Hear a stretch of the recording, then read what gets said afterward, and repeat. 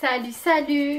Oh, dja dja, y'a pas moyen, dja dja. Alors moi c'est Katerina et si tu me connais pas, je t'invite à aller voir ma vidéo de présentation qui sera affichée juste ici. Aujourd'hui on se retrouve pour une vidéo sur le thème de l'amitié toxique. Pourquoi j'ai voulu aborder ce sujet? Alors c'est très simple parce que de 1, je l'ai vécu donc je sais très bien ce que c'est et ce que ça engendre. De 2, je voulais vraiment partager avec vous mon vécu pour vous éviter, vous éviter à vous de la subir, cette amitié toxique.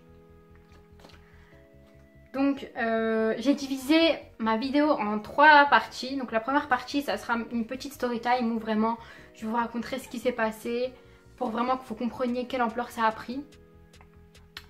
Dans ma deuxième étape, je vous expliquerai un petit peu les effets négatifs que cette amitié toxique engendre sur la vie de tous les jours et après l'avoir vaincu, cette amitié toxique. Et dans ma troisième partie, je donnerai des conseils à ceux ou à celles qui en sont victimes maintenant. Alors, avant de commencer quoi que ce soit, je tenais à déjà définir ce que c'est vraiment l'amitié toxique pour moi, pour ceux et celles qui ne savent pas ce que c'est. Alors, bien évidemment, j'ai pris des petites notes. Alors, à mon sens, une amitié toxique, c'est déjà une amitié entre 2 personnes où il y a une personne qui ne peut pas être elle-même. Qui ne peut pas être elle-même. C'est peut-être français quand même. Bon, qui ne doit pas être elle-même. Qui ne doit pas être elle-même. Qui ne doit pas être elle-même. Non, qui ne peut pas être elle-même, pardon. Donc, pour moi, c'est déjà quand il y a une personne qui ne peut pas être elle-même. C'est-à-dire que cette personne-là ne peut pas avoir ses propres idées, ses propres volontés. Ensuite, c'est quand il y a de la manipulation. Alors, vous comprendrez mieux ce que je veux dire par manipulation dans ma petite story time que je vous raconterai juste après cette définition. Et enfin, pour moi, l'amitié toxique, c'est quand il y a une personne qui, tout simplement, en étouffe une autre. Dans le sens où elle est tout le temps sur son dos. Mais là, encore une fois, quand je vous raconterai la story time, vous comprendrez mieux pourquoi je dis ça et de quoi je parle en fait. Donc, commençons. Alors, mon histoire a commencé au collège. Donc au collège, j'étais une fille très réservée, très timide, très complexée. Donc j'avais pas vraiment d'amis, voire pas du tout en vrai. Puis j'ai fait la connaissance de cette fille. Donc cette fille, on va l'appeler Vice parce que Vice, franchement, ça lui va bien. Et avec Vice, on était devenus les meilleurs amis du monde, donc comme ça. Mais le problème, c'est que j'avais remarqué chez elle plusieurs choses que je pouvais pas supporter. La chose la plus folle qu'elle ait pu me faire au collège déjà, c'est quand, par exemple, je finissais les cours, donc j'étais encore au collège, le soir, je finissais les cours. J'avais même pas encore le temps de rentrer chez moi alors que j'habitais à 5 minutes de mon collège, qu'elle m'appelait déjà. Et quand je répondais pas, elle m'harcelait. Donc à plusieurs reprises, je rentrais chez moi, je jetais mon téléphone par terre, je commençais à pleurer. Parce que vraiment, c'était trop de pression. Cette fille-là, vraiment, elle me mettait trop de pression, elle m'oppressait, je pouvais pas respirer. Et ma mère, elle me disait oui, en voyant tout ça, bien évidemment, elle me disait oui, ma fille, tu peux pas continuer comme ça. Cette fille-là, vraiment, être en mal, être oppresse, ça te fait du mal, je le vois. Faut que tu arrêtes de lui parler. Mais moi, c'était pas possible, puisque pour moi, comme je vous ai dit, c'était ça en fait. C'était ma sœur, clairement. Donc ça a duré 2-3 ans, et puis après 2-3 ans, elle a dû déménager hors de l'Île-de-France. Donc on a perdu tout contact. Et encore 2-3 ans plus tard, elle est revenue vivre à Paris, et là... on est encore redevenus comme ça en fait. Encore redevenus meilleurs amis. Et là, clairement, je peux dire que vraiment l'enfer a commencé. Pour moi. Mais vraiment. La première dinguerie qu'elle m'ait faite, parce que clairement pour moi c'était une dinguerie, ça l'est encore aujourd'hui, c'était de créer un fake d'un garçon qui existait vraiment donc sur Instagram pour me détruire. Je vais vous expliquer alors. Ce garçon là, déjà je vais vous le décrire. Déjà vous voyez les façons post-bat sur Instagram. Barbe bien taillée, musculation H24, bien grande taille, cheveux noirs, il mettait du gel tout le temps, bien habillé, bien propre, le regard ténébreux, viril à mort. Vous voyez ce que je veux dire? C'était ça en fait. Elle avait créé un faux compte Snap à son nom. Elle se faisait passer pour lui en fait pendant presque un an. Donc du coup à force, je suis tombée amoureuse de lui en fait concrètement. Et de là c'était n'importe quoi. C'était un enfer en fait. Donc à chaque fois on devait se voir, bien évidemment il habitait bizarrement dans la même ville qu'elle. On devait se voir, c'était des plans H24. Quand il devait m'appeler, bien évidemment il m'appelait, il y avait son numéro de téléphone à elle, donc à Vice, qui s'affichait sur mon téléphone. Je trouvais ça bizarre. Quand aussi pareil il m'appelait, il y avait la voix de Vice que j'entendais mais modifiée un petit peu. Et bien évidemment Vice trouvait toujours une parade pour m'endormir. Elle me disait que, enfin on va dire Julien, on va l'appeler Julien. Julien me disait que oui, c'était parce que la police les recherchait, qu'il pouvait pas appeler de son téléphone parce qu'il était sur écoute. Attention, attention, je dis bien attention. Ce mec-là, il est recherché par la police.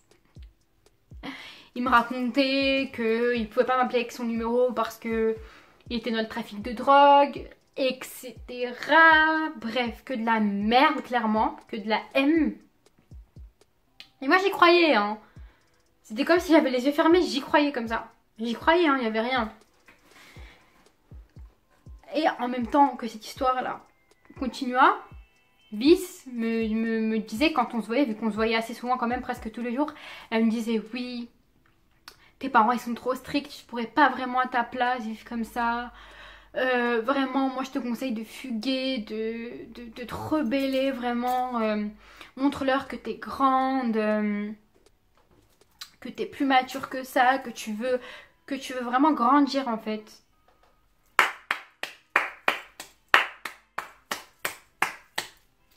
Donc maintenant, pour montrer qu'on est mature, faut se rebeller. Au lieu d'en discuter tout simplement ou de prouver que tu es plus mature maintenant. D'accord. Tout à fait Vice. Tout à fait Vice. Bon. Elle me disait ça pendant plusieurs mois en fait. Pendant plusieurs mois. Et vous savez quand vous faites vraiment confiance à une personne, que pour vous c'est vraiment votre tout, votre vie, votre amour, tout ce que vous voulez. Eh bien vous voyez pas le danger en fait. Vous entendez ce qu'elle vous dit. Ça s'enregistre dans votre tête. Et petit à petit en fait. Petit à petit. Vous commencez à changer d'avis. Vous commencez à adhérer à la vie de l'autre personne. Vous voyez ce que je veux dire? Et c'est de cette manipulation que je vous parlais tout à l'heure quand je vous exposais ma définition de l'amitié toxique.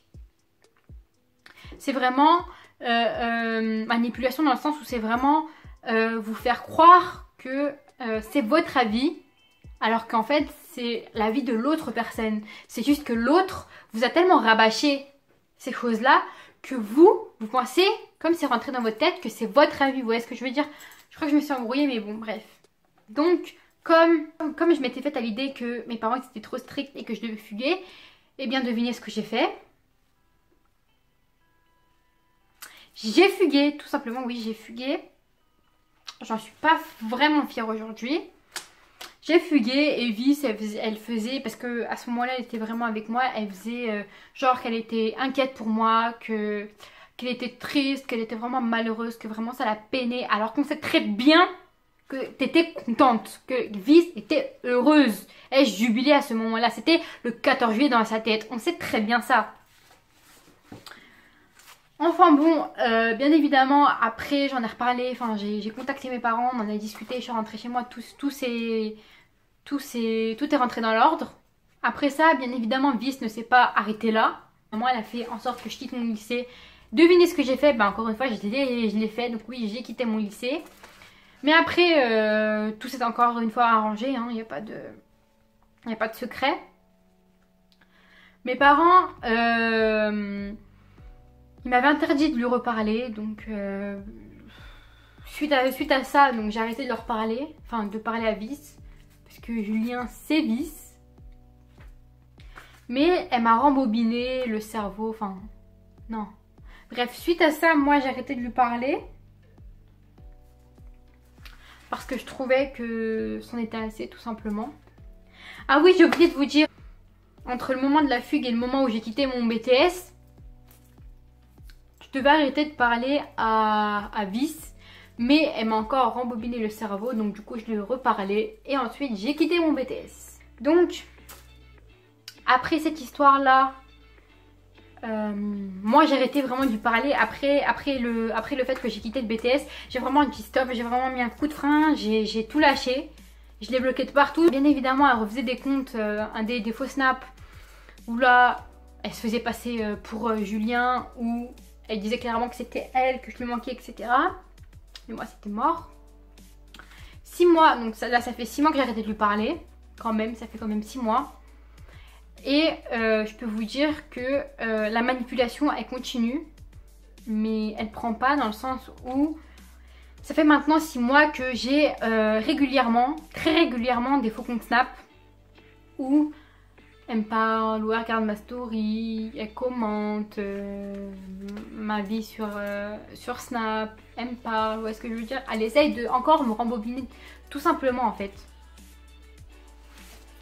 Ça, moi j'ai dit stop, concrètement moi j'ai dit stop. Donc voilà pour ma fin d'histoire, enfin ma fin de l'histoire. Maintenant on va passer aux effets, donc ma partie 2, on va passer aux effets. Alors, les effets d'une amitié toxique sur une personne donc, qui en est victime. Les effets peuvent être très, très néfastes.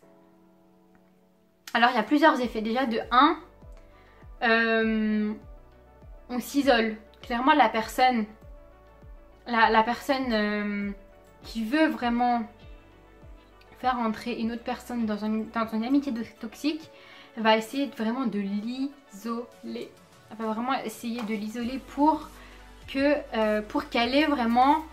soit vraiment maître, qu'elle puisse manipuler l'autre personne comme elle veut, qu'elle puisse lui faire ce qu'elle veut en fait, sans que quelqu'un l'en empêche.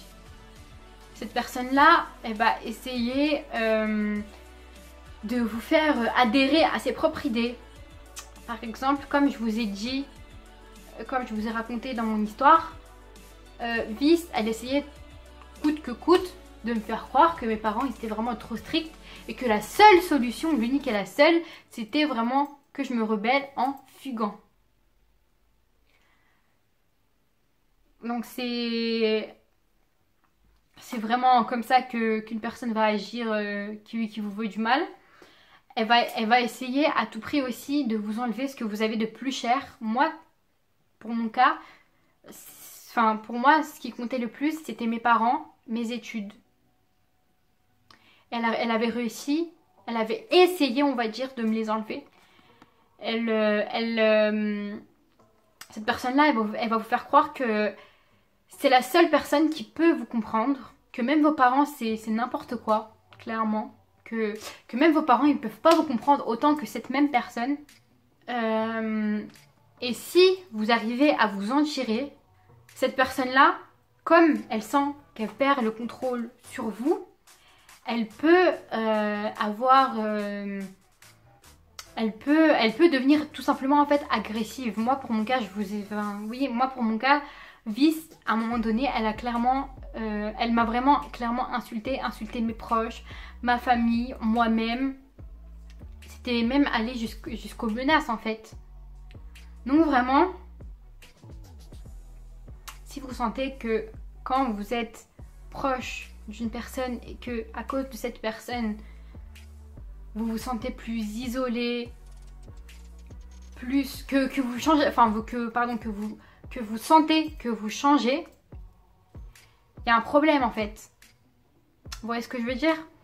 Quand cette personne-là, elle a un impact négatif sur votre vie et sur vous-même, en fait, c'est qu'il y a un problème quelque part.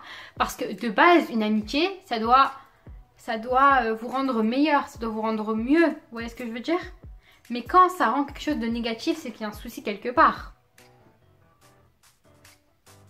Si vraiment vous êtes victime de ça, je vous conseille, mais vraiment, comment dire, d'en parler à vos proches en fait. Déjà, si vous vous rendez compte que vous êtes victime de ça, déjà c'est super, c'est 70% de fait. Parce que c'est très dur de se rendre compte qu'on s'est trompé sur la personne, c'est très dur de se dire qu'on est victime en fait. Mais quand on s'en rend compte, je vous promets que c'est une libération parce qu'on se dit que ça sera plus la même chose, que c'est fini en fait. Donc vraiment moi je vous conseille d'en parler à vos proches, à vos amis, à votre famille, à votre petite amie, à qui vous voulez. Donc ça c'était mon premier conseil. Mon deuxième conseil, tout simplement arrêtez de parler avec cette personne, mais coupez vraiment tout contact. Parce que moi je sais par expérience que si, admettons, cette personne-là elle vous le contacte et que vous voulez régler les choses avec elle, donc vous allez lui répondre une fois, deux fois, trois fois, quatre fois. Comme cette personne-là elle vous connaît et elle sait très bien ce qu'elle doit dire pour que vous la croyez, et bien vous après vous allez retomber dans son jeu. Et ça va recommencer, il n'y aura pas de fin. Troisièmement, ce que je peux vous conseiller, c'est de ne pas rester seul dans ces moments-là. Soyez fort. Je sais que c'est compliqué parce que vraiment, la personne... Parce que souvent, cette personne-là, on y tient, mais fortement. On l'adore, on l'aime. Voilà, c'est ça en fait, concrètement. Mais il faut parce que, comme je vous ai prouvé à travers ma story time, ça peut détruire. Dites-vous aussi qu'une personne qui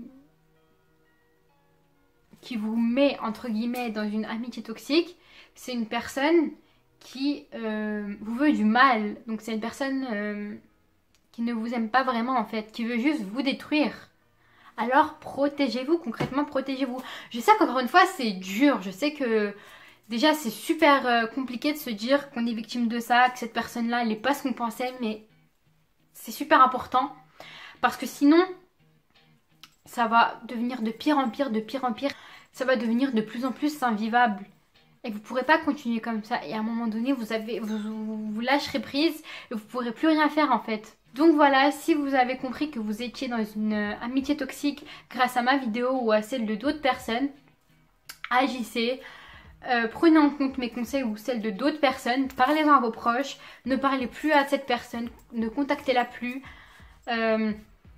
Faites tout ce que vous pouvez pour vous éloigner d'elle, restez fort.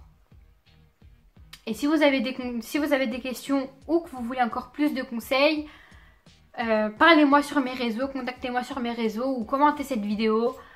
Vraiment, je vous soutiendrai comme je pourrai, je vous épaulerai comme je pourrai, je vous aiderai comme je pourrai parce que je sais ce que c'est, je sais à quel point c'est dur.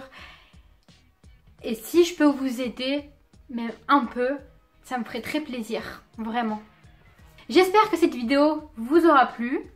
J'espère que vous aurez compris le message. J'espère que je vous aurai assez sensibilisé à ce sujet. On se retrouve la semaine prochaine. Donc je pense que maintenant je posterai tous les vendredis après-midi. Parce que ça me convient bien comme rythme. Donc voilà, moi je vous laisse. Mes réseaux sociaux en fin de vidéo et dans la barre d'infos. Bisous. Oh, dja dja, y'a pas moyen.